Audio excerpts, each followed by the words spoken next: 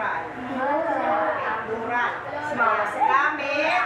Ayan. Okay, sunod. Oh, hindi na so I have practiced My profession as a nurse for a year now. Yo. Then, you have worked as a nurse since 2015.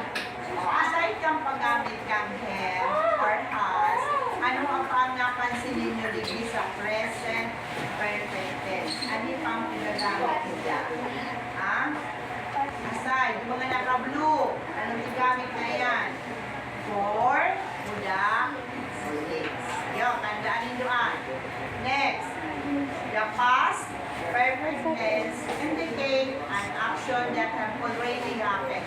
Nangyari na tabi ang action dito. Paano yun na-perform?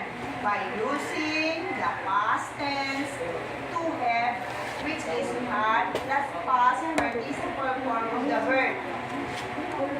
This is applicable for either singular or plural subject. Sa past perfect tense, ang tigagamit na had. Pwede sa singular, pwede sa plural na subject. That past participle of the verb. Example, sa past, tandaan, sa past,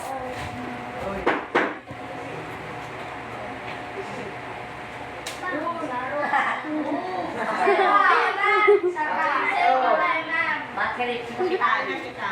Kapten Ray Carlos.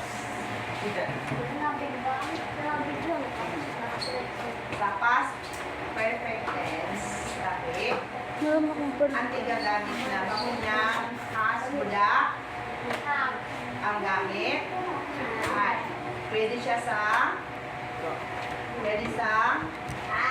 subject na, pwede sa subject na singular or plural. Last, past participle of the verb. Plural, buda, singular. When they had left for the city, they realized the value and importance of nature. Gamit, had. Pero ang subject, singular or plural?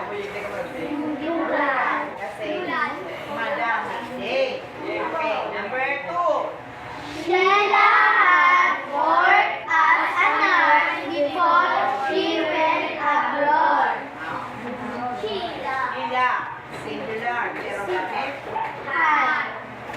After Sheila and Maricel had passed the nursing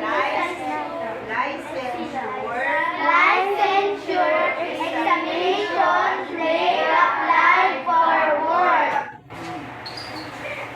I have worked as a nurse when the COVID-19 pandemic started. You had worked as a nurse before I met you. Iyan sa past perfect tense. Sa future naman kita. Okay, ibig sabihin singular, pero ang gamit din is have. Next.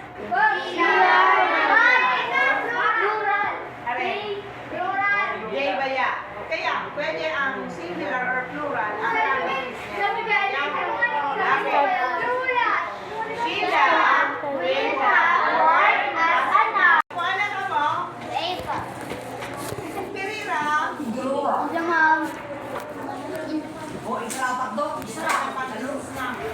Ayos. Okay. Taro, luwa, luwa pa. Luman. Kasi ang topic is may Ilay, Joy, presently, Ariel are singing. Ingrid and Ray